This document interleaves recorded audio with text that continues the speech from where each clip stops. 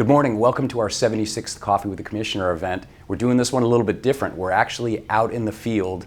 We're at the W. Buck Lee Animal Shelter, the county's animal facility, and we're going to take a tour. We're going to speak with John Robinson, the Director of Animal Services for the county, and we're going to talk about what's been happening here at the shelter.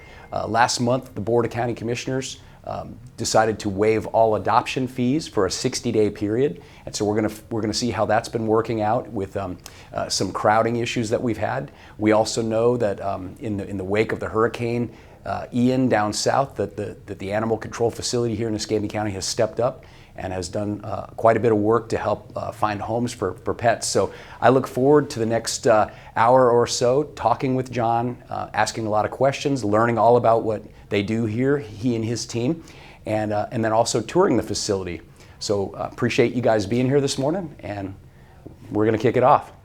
I'm here with John Robinson, the Director of Animal Services. He's been so gracious and hospitable to open up the shelter early for us so that we could take a tour, so that we could meet some of the animals, and most importantly, we can hear about the important work, the important beneficial work that Animal Services Escambia County does for the community and for our four-legged friends. And there's a lot of them. And so without further ado, John, thanks for joining me this morning. Glad to do it. Thanks for having me. And I know that folks, there's a lot of questions that I get from people about various aspects, whether it be vicious dogs in a neighborhood or a neighbor that has his dog tied up. And I know you and I have spoken on a number of occasions. Sure. Another issue that comes up a lot is, the idea of folks breeding animals.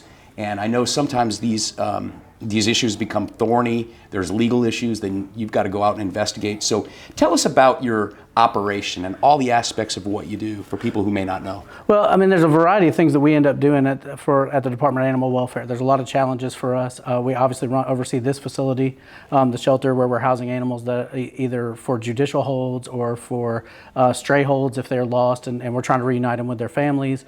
And we also take in a lot of bite dogs, animals like that have, so there's some challenges there as well. And then we oversee the animal enforcement side as well for the Department of Animal Welfare.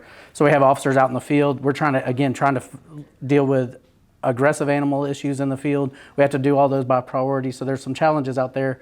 And then getting animals back home to their owners as well. A lot of times what we're trying to do now is we're trying to transition animal control into more of a field-based community service, not just doing enforcement, but also if they're finding lost animals, our officers are working really hard to get them home before they bring them to the shelter because we're always having overcrowding issues here. So a lot of those kind of things in the field. Do you guys do any kind of the chip technology? I know one of the big things that's out there now is you have your dog chipped. That way if they ever get lost, you can hunt them down. How do you guys interface with any of that technology? Every animal that leaves this facility, so if it comes into our facility, it's given a microchip, whether it's here for an adoption or whether it's a redemption by an owner that's taken their pet home. The board put that together, I think back in 2012, but it's mandatory that all animals that leave our facility are chipped. So that's been huge. I was really excited about that when I came here from where I was before, because that was not a requirement there. And it's really helped with us helping a couple of things. One, getting animals back home, but also being able to locate those owners. And if that dog's been here more than once, or if it's been involved in more than one bite, sometimes you can have issues like that you can't tell, but having the microchip, if you have different owners or that dog's changed ownership, we still have the ability to know whether that dog's been an issue before. No, that's really interesting. John, tell us about the costs involved in that. Obviously, we cover the cost the county does, or do we put that on to the owner of the animal? We put it on it's included in our adoption fee for somebody that's adopting. For redemptions, we have them. It's a $15 fee, which basically covers our cost. I'm not even sure that covers our cost, but again, I think it's important to the county to be able to follow those animals, get them back home, and have that identification on them. It's just another great form of identification for us. And you've got a big facility here, and it's impressive, and I've walked through it before. How many staff members do you work with here? Our total team is 34. Inside the building, inside the shelter itself is 15, I think. I think there's 15 staff members that work in the shelter, and then we have some support staff, and then we have 13 animal control officers. I know for a while, John, that we've had an issue in multiple county departments with staffing. The COVID pandemic, a lot of folks stayed home. numerous areas of the county. We've had a hard time getting staff. I know Animal Services was one department I heard that you had a tough time. Tell us about your staffing level now. Are you at a full staff, or could you use more help? No, sir. We're not at a full staff. Our operations are, we have several vacancies currently. That's fairly consistent, particularly on the enforcement side. The shelter seems to be a little more stable, although we have a couple of vacancies currently over here. But on the enforcement side, the turnover is still fairly significant. I think some of that is a lot of people think they want to be in animal enforcement, and then they find out how hard it is. It's not an easy job. There's a lot of work there. I do appreciate that the commissioners a while back helped change that pay scale, and that's helped us, I think, find better qualified candidates, and we just keep trying to fill them. I think we'll be okay, but we're short-staffed right now, and we'll keep working through it. Do you have opportunities for volunteers to assist? I know a number of years back, I remember that there were elementary school students, I believe, that would come in and they would read to the animals, and it sounded kind of crazy, but I know the animals liked it, and I know it was good for the students and the reading. That was a number of years back. Do you do anything like that? Do you have opportunities for the community to get in here and help? Yeah, we always have opportunities for volunteers. That's how you support a staff like this. Our staff, even at full staff, has more work than they can oversee. So having volunteers helps with that tremendously. And we do a lot of different volunteer opportunities from school groups, like you've said, where they come in and read, or we've had a girls group that's been coming through lately and walking dogs and helping with stuff. We also just have independent volunteers, and they come do everything from laundry to dishes to walk dogs to, we work these big play groups outside where we get any dogs that work well with each other. We'll bring them out in groups and let them play in the yard together. It's great for their mental health. The shelter life is not the greatest thing for the dog, and just being in a kennel all the time is not great. So having the opportunity to have people work in those play groups with the dogs has been really good for us too. That's fantastic. Now in 2018, we had a big event here at the shelter, and for the folks who may not have seen it, we were actually featured. We, the county, the shelter, Mr. Director Robinson, the staff, and all the animals were featured on a reality show called Rescue Rehab.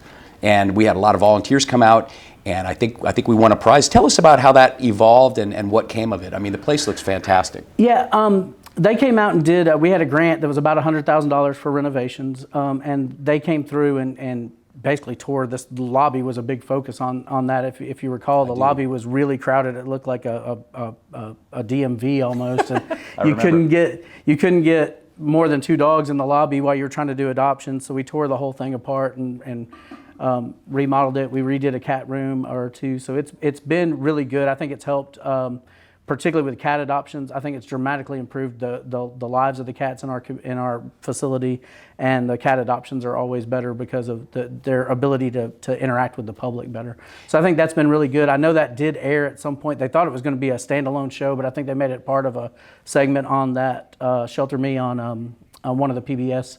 I think it's just a portion of the segment instead of the full show. But I know that it actually was released because I had folks from California that saw it, and they called me and they said, "Hey, we saw you on I think it was A&E is where it was put out, but it was really neat." Now you talk about cats. We're sitting here and having our interview, and I'm looking over there, and we've got some cats over there, and we've got a gentleman in there. I guess he's taking care of the cats. I just noticed he was petting them. Is he one of your volunteers, or is he a regular staff member? That's Mike. He's one of our regular staff members, and that's he's assigned this morning to clean that area. That's our cat adoption area, and he's in there getting them ready so that when we open at noon, people can come get a new friend. I see there's a kitten in there too. So you have all different ages, all. Oh yeah. Okay. Yeah. So are cats in demand? It's not. I'm a dog person. Yeah. I'm a dog person, so I'm not. So are cats in demand like dogs are? Yeah. We've had really good luck adopting cats out the last couple of years, and I think they're a little bit more independent. I think it depends on the lifestyle. One of the things that I'm really proud of with my staff is they work really hard to match up the person who wants to adopt with the right animal for them. And sometimes we'll have people that come in and want to adopt a dog, and then they end up adopting a cat, and sometimes the opposite. But I think it's just really on the staff to talk to them, interview them, and figure out what their family's needs are, what their lifestyle is, and see what the best match is. So I've got a bunch of matchmakers in the building that are very skilled at that. So that's awesome. So you actually do have people come in wanting a dog, and they end up leaving with a cat. Yeah, we have that on more than one cat. When our staff talks to them about their lifestyle and whether they're, sometimes cats can be a little more independent, a little bit left alone during the day. So if it's somebody that needs a companion, but they don't have that kind of time, I think it works out better sometimes. So we see what fits. Interesting. Well. Are we a no-kill shelter? We qualify. So one of the things, the term no kill is interesting because I don't want people to think that nothing gets euthanized at the facility. We qualify as a no kill facility based on our numbers. Okay, and to explain, explain. So when and I'll kind of give you some history on this. When I started here in 2014, the shelter was euthanizing over 75% of the animals that came into this facility. Dogs, cats, the numbers were What was were that really percentage high. again? So over 75%. I think we call it a live release rate, how many animals leave here alive, whether that's through adoptions, return to owner, transfer to other organizations. And I think our live release rate was about 23%. That's shocking. Yeah, on cats it was less than 10. And so to qualify as the definition or the standards for a no-kill shelter is 90% of the animals would be, your live release rate would be at 90%. We've operated at that probably for the last couple of years. Okay. It's a challenge, and we have to do a lot of restrictive services for our community to keep those numbers in that. So that becomes a problem as well. However, we operate at that number pretty well, but we still are, if a dog is aggressive or a cat is, if it's just unadoptable, we're not going to put it out there for adoption or transfer if it's dangerous to the community. Sure. And we have that responsibility as well. Public safety Sure. is a huge issue for us. So we have that, and then you have some that just come through medically that are you have to let go because they're just not treatable. Yeah. Some challenges like that. Our vet team is great, and they do a lot of animals that would have been euthanized years ago. Since Dr. Lee and her team, we put it together in the vet clinic. They save a lot of animals that would not have been saved years ago. So I'm proud of them and what they do, and then the staff here too, just recognizing things early.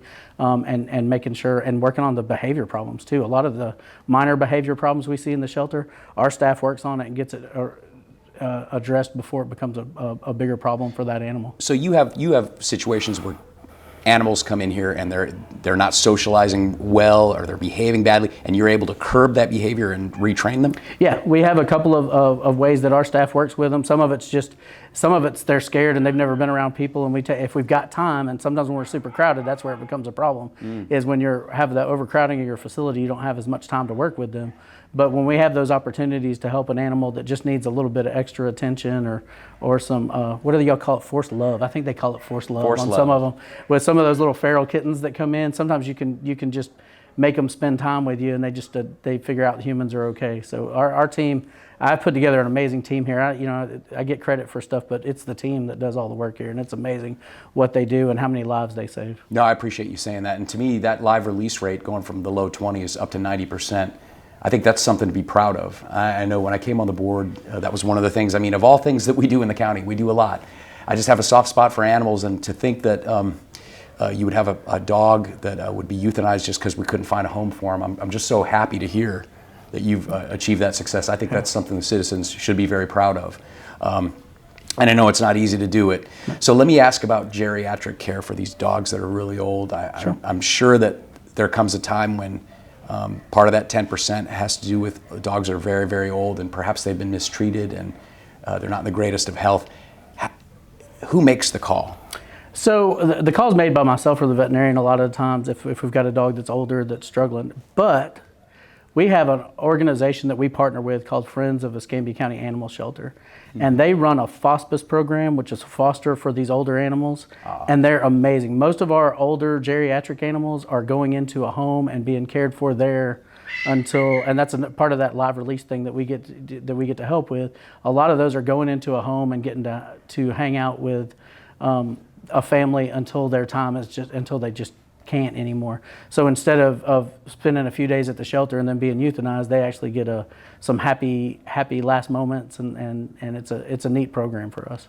Let me ask you about something that's a very difficult situation. Sure. You have a dog that perhaps bites a family member, but the family loves the dog, and you just don't know what happened that day, and perhaps the dog had a bad day, perhaps the kid went and sat on him, who knows.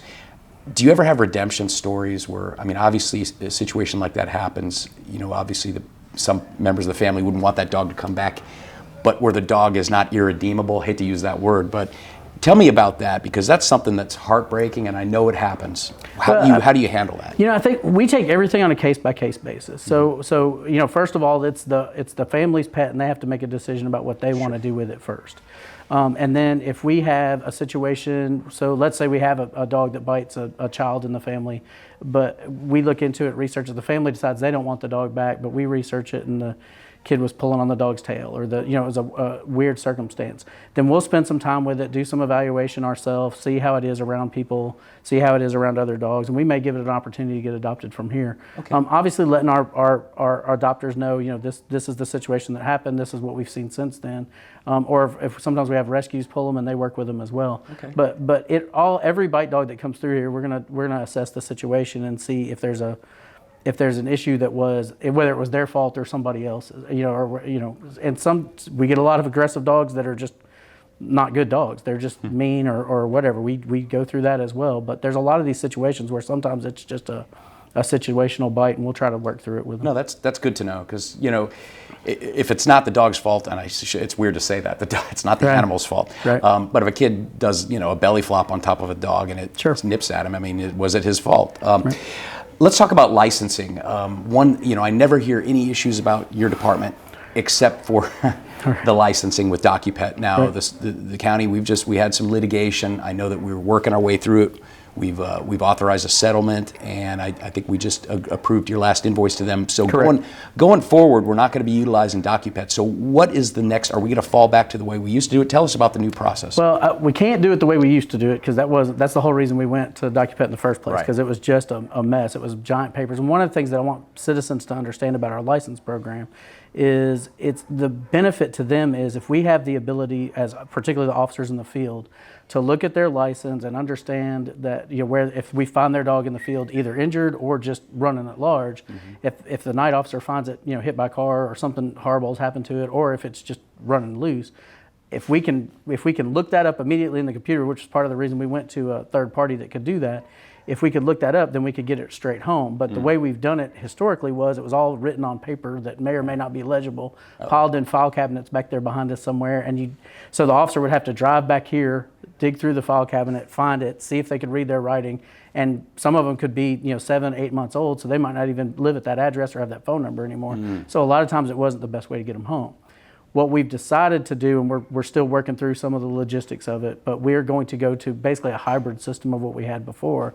We're gonna work with our software, and I'll have this on the next agenda. But we're gonna work through our software that we currently have, import that information that we have from our former vendor into there, and then we're gonna keep up with it in our own software. It'll be a little bit cumbersome, but they have a program that can work. It won't be marketed like that. We'll still have to send the letters. I know citizens got mad about the letters, but they letters weren't happy. Let me tell you what, they weren't happy. And I know we've done it for years without sending out letters that are reminders, but that's a state requirement that if you have a licensed program as a county or any other entity, that you have to send out a renewal letter 45 days. So we'll still have to send out letters.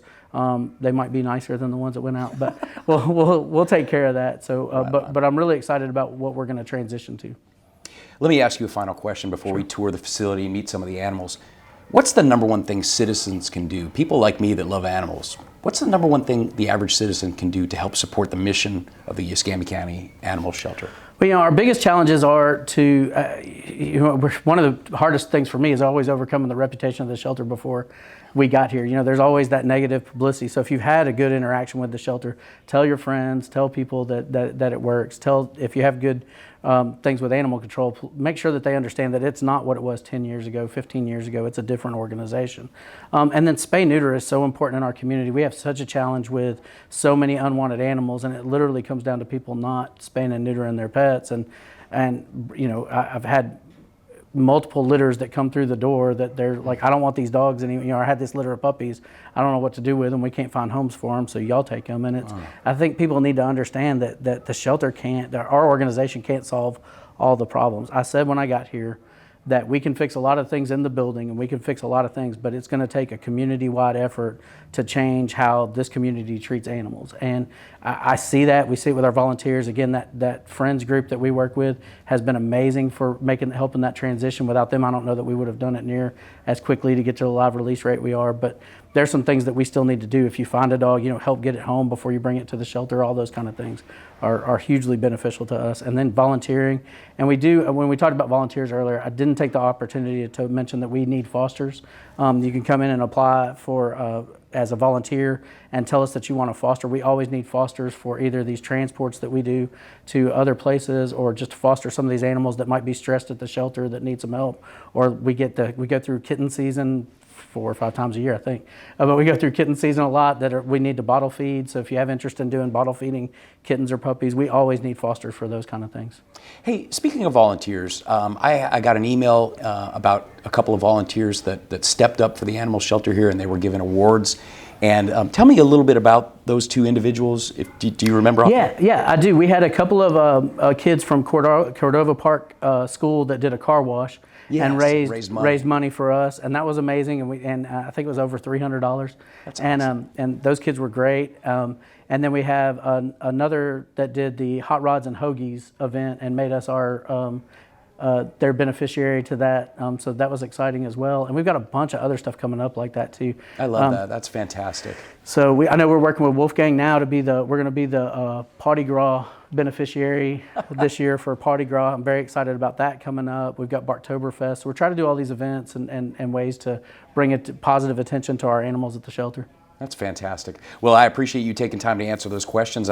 There's many more we could ask, but then we wouldn't have time to go meet the animals. So I look forward to the next segment where we're going to actually meet some of the animals that are in the shelter right now. And more importantly, John's going to describe what you could do to adopt one, what it takes, what you'd have to bring in, his recommendations to make sure the adoption is successful. So we'll be doing that right now. John, I guess we're ready to go look at the cats now, so let's show me what we got. Sure, come on in. This is one of our cat adoption areas. Okay. Mike is in here cleaning this morning, just getting it ready.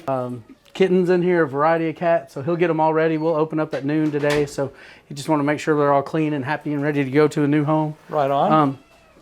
And again, you got a variety of whether it's adults or kittens. We got a little bit of everything. I like this one over here. He was really ramped up. Right. Yeah, he was watching you do the filming. Are these all named? Or? Yeah, so our team names everything as it comes through. The names can get pretty creative on occasion. So as you can see, we got monkey and walnut, cashew. They have themes of the day, things like that. So we've got Loretta Lemon.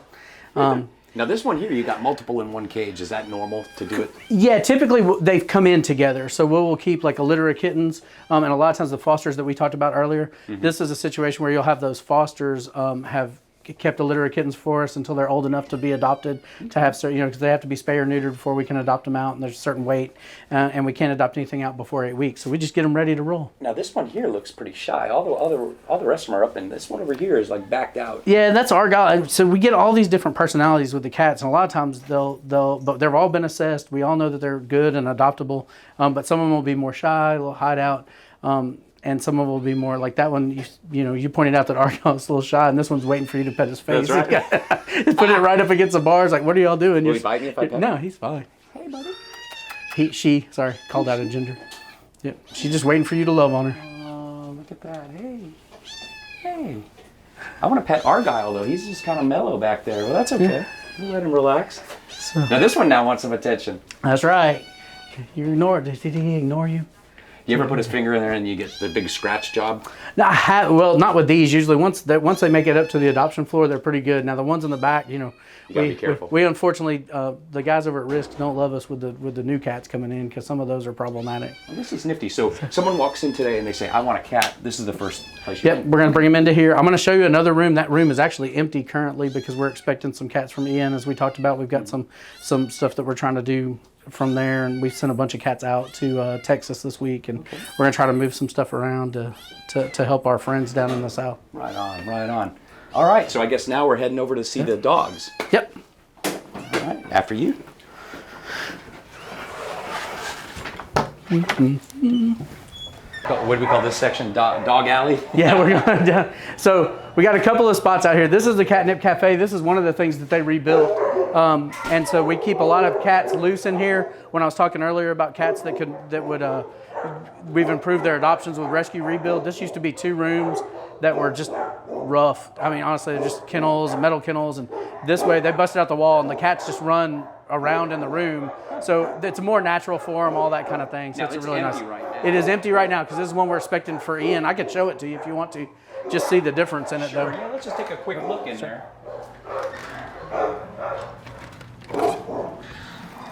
Okay, cool. So they can run crazy in here and do whatever they want to do. So when Rescue Rebuild redid, so it used to be a wall right here, which is really neat because the UWF softball team, girls softball team, busted the wall down, and it took them about 2 minutes. So they had some anger issues, I think. But it was Did they fun. really? No kidding. They really did. They came in with sledgehammers and knocked it down for us as part of that volunteer group. So, but we built this room, and one of the things I wanted was how do people, cats don't do well in these little kennels like this. They want to interact with people. So they opened it up and gave us an opportunity. We'll bring them in here for a few days in the kennels, just let them get used to everything, make sure they're going to be okay, and then we let them run loose. And Now, John, I see these shelves up here. Do the cats actually jump up? they do. They use them all the time. The funniest part is that not anybody on my staff is tall enough for those hammocks up there. We had one cat that loved to stay in one of those hammocks. Nobody even knew it was here for weeks.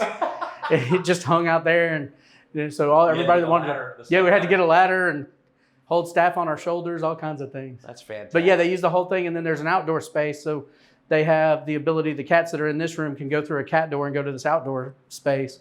We've got an Eagle Scout project coming up that they're going to redo it, clean it up a little bit, and paint it and make it fun. Right on. Okay. All right. Well, we got the cats covered. Yeah, we got the cats covered. Cats covered. Now we're going to look at dogs. All right. All right. I hear a few of them. Yeah, that's like I said. The good news is we're a little low on them currently, but they're really loud when you get the bunch. So this shelter was built in 1999, I believe, is when it was finished, and so its design's a little different than what I would prefer, just for the way it's set up. Sure. So you get a lot of animals together in one room. So this is our adoption area. All the dogs with the blue cards on them are ready for adoption today. And then we have white cards. They're waiting to be spayed or neutered. So a lot of them are down this way, and all the adoptables are down this way. And it's a little crazy in here, even when when you come in. It's just a lot for a lot of people, but it's a lot of fun. And I think the dogs are doing great with where we're at today. But when it's really crowded, yeah, it's loud. It is Just loud. walk right down the line and Yeah, sure, absolutely.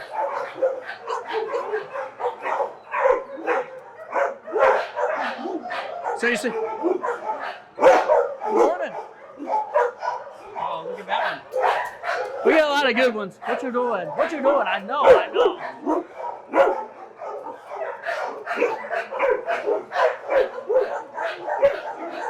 Is that a bulldog? Yeah, it's in the bulldog mix. There's a lot of there's no telling what all's in there, but there's definitely some bulldogs. Some looks like maybe some Boston Terrier.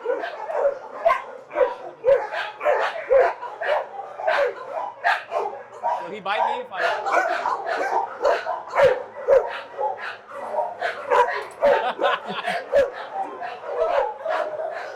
What are you doing? What are you doing? What are you doing?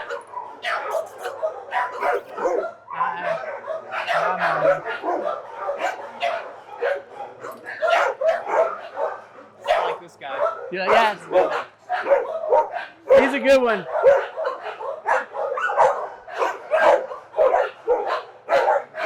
Wow.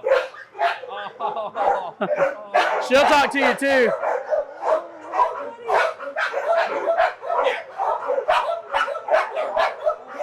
I just want to hug him. What kind of dog is this one? She's probably like a lab. Who knows? Pit mix. I call them Pensacola pups. So they got a little bit of everything in them. She's obviously been bred a lot, but we've got her spayed and ready to go now. So she can make somebody a great pet.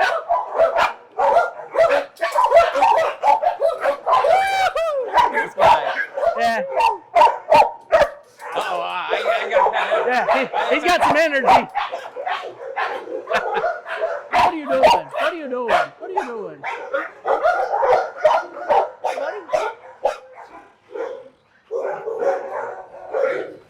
You got quite a few dogs in here. Yeah, we're really light on dogs right now. It's I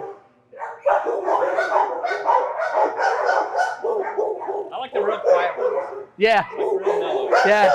I saw one a minute ago was sticking his head in. It's kind of Yeah. One of the things I hope whenever we get the opportunity to build a new facility is to have pods similar to what they did at the jail.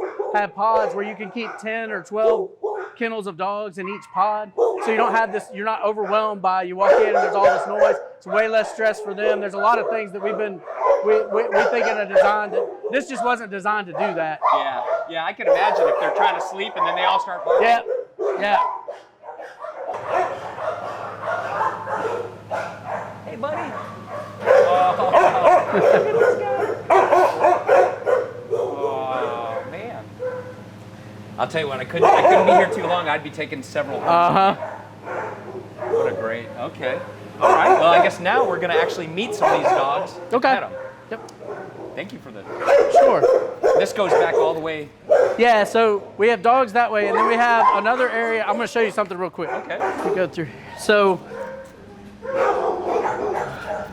these are some of the play yards we built Yes. during the rescue rebuild. Yes. So these are where we bring out the groups of dogs, and they do a lot of the play outside. So like I said, we've got a lot of volunteers that work with our. And they our come team out on there and they. Yeah, and they may have 20 dogs out there at any given time together, just playing in the yard. So that's always pretty fun. And then we've got these where we let the citizens meet dogs, hang out. And one of the things that was real frustrating for me when I got here is none of these play yards were built. And so if you wanted to come visit a dog, you had it on a leash, sitting on a bench. You can't really interact with the dog that way. So you can, someone who's contemplating adopting a dog can go out here with the dog, close the gate, let him run around? Yep, Okay. absolutely. You were asking about the rest of the building. This is we call this the red zone. This is where your aggressive dogs are and that kind of thing. So John, tell me about the dogs we're going to meet. You got 4 of them picked up? I'm gonna let Mackenzie. She's one of our matchmakers. She's probably one of our most skilled matchmakers. I'm gonna let her tell you all about who she's gonna pick out, because she's gonna pick you out some great dogs that are ready for adoption. I'm not sure who she put on the list yet. Okay. So this will be fun. Do they spend most of the time indoors or outdoors? most of the time they spend indoors. Now, we're not a climate controlled facility, so there's obviously some challenges for that.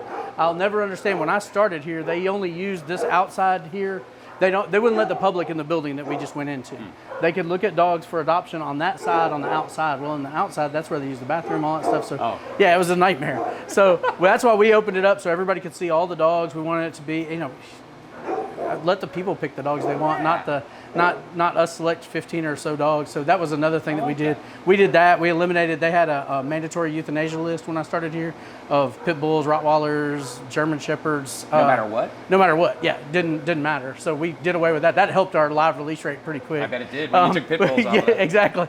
So that made a difference. So there was a lot of things that we did that I think are that I'm really proud of that helped. I'm really proud of this. Walking through this facility, Yeah. I know what you guys do, but I think it's great that we're going to now let the viewers see what you do. Maybe folks who already have a dog or have no interest in animals, at least they will see that we spend their taxpayer money and we treat these dogs humanely, and we work really, really hard to not kill. Yep. And we work really, really hard to find them good homes. So just appreciate your time today. Oh, no, I appreciate it. So one thing we'll talk about, I know you're going to have Mackenzie show you some dogs, but let's talk about the adoption process for a little bit too, because you wanted to mention that.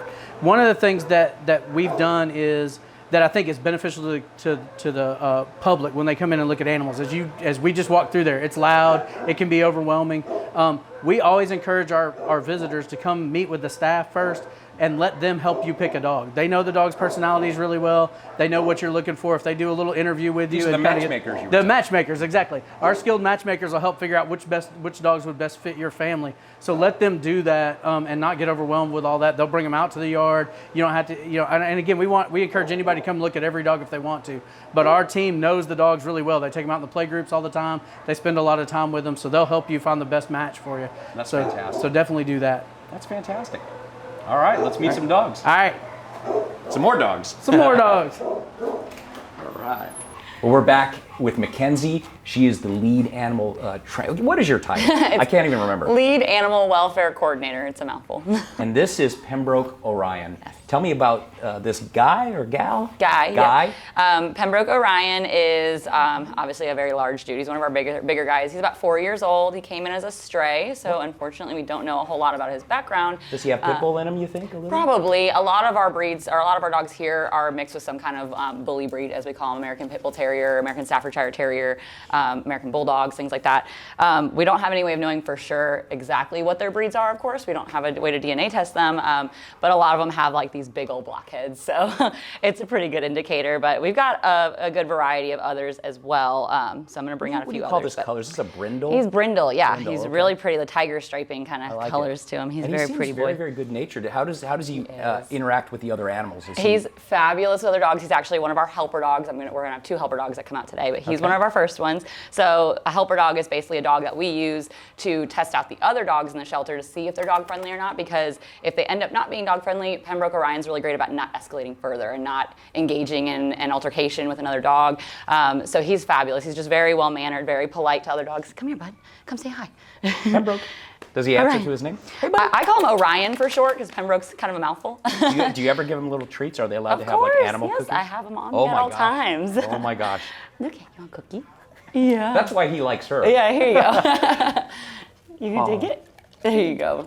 Here, buddy. I like to do this. Yeah, so he's very friendly with other dogs. He gets along with every dog he meets. He's really patient and polite. He also enjoys the kiddie pool very much. He loves water. The kiddie pool. Yep, so he plays in the pool every day. He's just a good dude. Mackenzie, I am astonished that this guy has not been adopted Me yet. too. What does someone have to do to take Pembroke Orion home with them? So in general, for our adoption policies or adoption procedures, it's very simple. You just come in the shelter. If you already know who you want to adopt, you just let our front desk staff know. They'll schedule a staff member to take them out, interact with them with the dog in the yard. We kind of go over their medical history, any details that we know about the dog.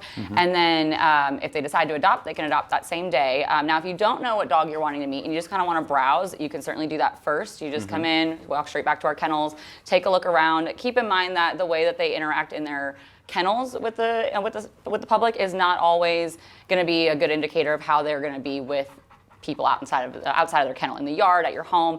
They're a lot more stressed out in the kennel. So we always encourage you to take a dog out and meet them. And then once you've kind of figured out who you want to meet, you take them out to the yard, hang out with them, make sure it's a good fit. Then you go see the front desk, do some paperwork, takes maybe 15, 20 minutes, and you take them home same day. And the board has waived all adoption fees. Yes. That's good through the end of October. So you can take a young animal like this one here, this beautiful puppy. Is he still a puppy? He's not. He's about 3 to 4 years old, but He acts like a all little dogs puppy. are puppies. And with no fees. So this guy could use a great home, and I'm sure he'd make a great pet for someone. He definitely would. Nice to meet you, buddy, and People good are luck in missing finding out a forever on home. This is Melinda Joe. She is only about 2 years old, so still very much puppy energy, but knows better. So she's another one of our helper dogs. She gets along with every dog she meets. We use her in the play yards just about every day. So she gets out and socializes every day with people or with dogs and the people as well. But she unfortunately gets looked over a whole lot because she's all black, and black dogs have a harder time getting adopted. I didn't know that. So yeah, and so they're just they start to all kind of look the same. When you have a lot of black dogs in a shelter, there's no distinguishing features, unfortunately. I like the white paws. I like yeah, those. she does have little white paws, and she actually has very light brindle markings on her legs, but you can only see them in the sun, so it's kind of unique. I She's know very she's got a sweet. little injury here, but it's Little healed. scar, yeah. We never know what their backstories are, so who knows? It could have been how she got out and how she ended up here. She could have scratched it on a fence or something. But but she's well behaved back there with the other yes. dogs. Yes, she's fabulous with the other dogs. Now she's one that will stay clear from the swimming pool. She does not like the water, but she loves everything else about the play yard out there. She's very sweet. She actually recently was adopted and returned. She wasn't a good fit for their home, so now she's back at the shelter again. She's a little confused, a little stressed out, but she's still coping pretty well considering. Let me ask you about that. Sure. How often, Mackenzie, does that happen where you adopt a puppy like this one out and then they have to bring them back and bounce them back? How often does that happen? It doesn't happen as often as you would think, thankfully, and sometimes it is, it's a good choice for the adopter to do that. If it's not a good fit, if the dogs are not getting along, or maybe the dog and the cat aren't getting along, maybe allergies, things like that. Sometimes it is the best option. Sometimes it's just a lot more than someone was expecting to take on. And so, training is really important, especially the shelter dog. You don't always know what you're gonna get. If they're gonna be potty trained, if they're gonna be chewers, if they're gonna have some kennel anxiety. And so, getting a professional trainer if you're not comfortable doing it on your own is always something we recommend when adopting a shelter dog. But it does happen sometimes, so we try our best to match the dog with the family as best as we can while they're still here at the shelter before the adoption happens, so that we can eliminate some of those issues prior to ever going home. So one of those things is like if the family has another dog at home, we encourage them to do a meet and greet. So that's them bringing their dog up here to meet our dog, make sure they get along before the adoption, because sending them out, letting them spend like a week or less at a home and then come right back is really stressful on the dog. They come back very confused, very, like, what am I doing? I thought I was out of here. And She's got a very expressive face with these ears. does, I'm watching the ears. And she goes, yeah, she does. love this chest, this white chest. Every picture we have of Melinda Jo is about like her ears in the same position. Right. Very photogenic. Nice to meet you, and best of luck finding a forever home for you. Good girl, Melinda. This She's a is good girl. Tigger. Okay, can we get up on that? I know. Can we get up? Hey, come here. Come here. Come on. Come on. Go around. No. Okay. Oh, here. We're gonna do it. We're gonna make it happen. Tigger is trained. Up, up, up, up. Tigger. Up, up. Get up. Oh, come on. Tigger smells some treats. Come I on. think. Come on. Get up there. Oh my goodness. Here, Tigger you know wants his what? treat. Tigger's like, those ceramic Tigger.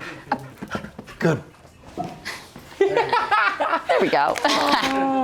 Yeah, good girl, Tigger. Oh my goodness. Tell me about this this little girl. So this is Tigger. Tigger is about 5 years old, female. She's got big, beautiful blue eyes. Oh yeah, she loves treats, and Tigger will sit on just about any surface we figured out. So we tell her, Tigger, up, and she'll hop right up and sit next to you in a chair or wherever you want her to be. She's full grown at this little petite pocket size. She's great with other dogs. We actually thought she wasn't at first. She was very shy when she got here, and so she was kind of frightened by the other dogs, but we've gotten her out of her shell. She's made several friends. She also enjoys the pool and water. She went out to Yappy Hour last night, so she went out to an Yappy adoption event to one of the local breweries, and she did fabulous. A lot of people got to meet her. A lot of dogs got to meet her. She did really well. So she's really well behaved. She's also potty trained, which is something that you don't find a lot in the shelter. But she certainly came from a home prior to coming here because she's already potty trained. She knows sit, she knows paw. She's very social. She's great Does with she kids shake? as well. She does shake, yes. Shake, shake. Oh yeah. Yay! This is a well-trained dog. She now, is. how old is Tigger? She's about 5 years old. we Tigger knows I have estimated. one more treat. Yeah. Okay, all right, Tigger. She's here about it 5 years old. You're just searching for all. She of knows them. we're all- Yeah. So she's about 5 years old. She came to our shelter actually already microchipped and already spayed. So somebody definitely cared for her at one point. But unfortunately, when we called the person on the microchip, we weren't able to reach anybody. They were, the line was a dead end. We weren't able to. We mailed letters, we sent emails, all those things, and we never heard back. So it's a probably what happened was she probably was rehomed from that person and it was never updated. And so that's the biggest thing with microchips. If you have your pet microchip, you got to keep it up to date. And Tell me, how does Tigger do with other animals? she's great. She's a little nervous at first. Like I said, she came I in wouldn't really know that. scared. I wouldn't know that. I know, she came in really scared. And when we initially tried her out with dogs, she was so scared that she wasn't being very social, wasn't being very friendly, and we quickly got her over that. Yesterday I had her out with 3 dogs. She was romping and playing and having the best time. So she just needs a little bit more of a slow introduction, a little bit more time to warm up to them and realize that they're not out to get her. And then Her eyes are interesting. She looks almost like almost albino. yeah, she's not albino, but she does have those blue obviously. eyes. Yeah, obviously she's not all white, but she does have big, beautiful blue eyes, probably due to her breed. We're not sure exactly what her breed is, but I think she's an English Bulldog mix. Yep. And so she's got that very English Bulldog face without the short snout. So I'm surprised that Tigger is still with you. Tigger should be me adopted. Tigger should. She's fabulous. Do you ever have reunions where the owners come by just to say hi to the Oh staff? yes, that's our favorite. I bet it is. We call it a pup date. We do have a board over here where people will email us photos of their dogs in their home or out on adventures, just living their best life, and it's like the best part of the job. And they'll bring them by to say hey and visit, or sometimes to bring them back to adopt a second friend. So that's always super exciting. We get to see alumni come back or get emails and pup dates from them. Tigger, good luck finding a home. I know you're going to find a good home. Nice to meet you, buddy. So this is Naomi. Hi, Naomi. How are you? And she is 6 years old. And what do we think the breed is? Again, a mixed breed, but probably some German Shepherd or Black-mouthed Cur. She does have these rear dew claws, is what these are called, like kind of like little thumbs in the back, and those are only found in certain breeds. So possibly German Shepherd, maybe Anatolian Shepherd, some sort of like livestock herding breed or guarding breed. So she has some shepherd in her. Yes, probably. Now, interestingly, I just went to give her one of these treats, Yeah. and she didn't take it. She's a little more picky, yeah. She doesn't want- what is she finds her affection, her love language is pets. That's where she seeks out her affection the most. So how long has Naomi been with the shelter? She's been here for a few months. She was owner surrendered to us, and I'm not, we don't know exactly the reasoning every time, but they reported that she was being aggressive. They said that they couldn't keep her in the yard. She was constantly getting out. Now when she's here, she hasn't had a mean bone in her body since she's been here. She also is very calm and collected in her kennel. She doesn't seek out ways to escape ever. So we don't really know, how they got to that conclusion, but she clearly just wasn't a good fit for them. So they surrendered her to us. We, of course, evaluate all of our animals and quickly discovered that she was not aggressive and she's very much suitable to go up for adoption and find the right home for her. Is Naomi trained? Is she housebroken? I do believe that she's housebroken. She doesn't use her outside kennel at all. She waits till we take her outside to go potty. So it's usually a good indicator. We don't have a way of knowing for sure, of course, if they're going to have any accidents in the house. But she does seem to hold it until we can take her out for a walk. What's up with these treats? I know. Naomi doesn't like these treats. Do you like this one? You might, yeah. Oh, See, that's the good I got one. the second string. She's a very sweet girl, though. She's a little bit more shy, especially around other animals. She's a little bit more timid, so she would do best in a home with as the only pet. She wants to be an only child. Must be an only child. But she's very good-natured, very laid back, easy to walk on a leash. She'd be great with kids. So she's All the pets in very adoptable, but and like all your pets in the shelter, she's been spayed or yes, okay. everybody is spayed, neutered, up to date on vaccinations, microchipped. They come with their county license tags if you do live in Escambia County and you're adopting. So yeah, they come ready to go home. They have everything done. Oh, look, She ate them. just wanted to wait till she was ready. Okay, so there's nothing wrong with the treats. That's Yeah. that's good to know. I'm just a little nervous. That's So okay. Naomi's been here a couple of months. Yes. Obviously, there's no chance that this dog is ever going to be euthanized, correct? I don't care No, how we long don't it takes. euthanize for space, for breed, for time. We euthanize, when an animal is severely ill, injured, or aggressive. So we'll keep her as long as it takes. We will keep her until she either finds her home, or sometimes a rescue will step up and say, hey, we can kind of give her a change of scenery. We might have a foster home for her, get her out of the shelter environment. So if a rescue steps up and is able to take her, then that'll certainly be an option for her too. But otherwise, we'll keep them until they get adopted. Well, that's great to know. Well, I wish Naomi the best of luck. Seems like seems very docile and mellow. Yes. I mean, I haven't, In fact, was she out there when we walked with John? Oh yeah, she's actually the very first kennel when you walk out there, but she's so calm you barely even It was notice interesting. her. We walked out there, every single dog erupted. Yeah. I couldn't hardly even hear. You know what? Two guys walking back there, you almost need the helicopter. Yeah, Roger. Right. But what a great day it's been here at the shelter. Mackenzie, thank you so much. It was Thank nice you. meeting you. Thank you for what you do for animals. Oh, thank you so much. Thanks for your support and hanging out with them. I'll never stop supporting this. My weakness is I'm going to come back and adopt her. Yeah. Anyway, we had a great day here at the shelter. Mackenzie does fantastic work. John Thank you. and his entire team does great work here. If you want a dog, if you want a cat, there's many of them here that would be great fits for your family. Just go to the website, call the number, or come down here and meet these dogs in person. I guarantee you'll find someone that you love. I know you will.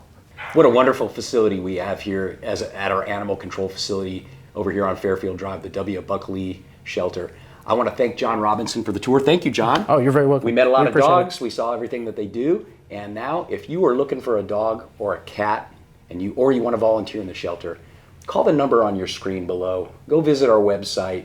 There's lots of opportunities for you to plug in, either as a foster or as taking in a dog for your family, or coming out and volunteering. As you saw earlier, there's a lot of dogs out there, and a lot of them could really use some help and some companionship and someone to come and read to them, right? Right, absolutely. So we appreciate you watching today. We appreciate everything John and his team does, and we'll see you next month at the next Coffee with the Commissioner.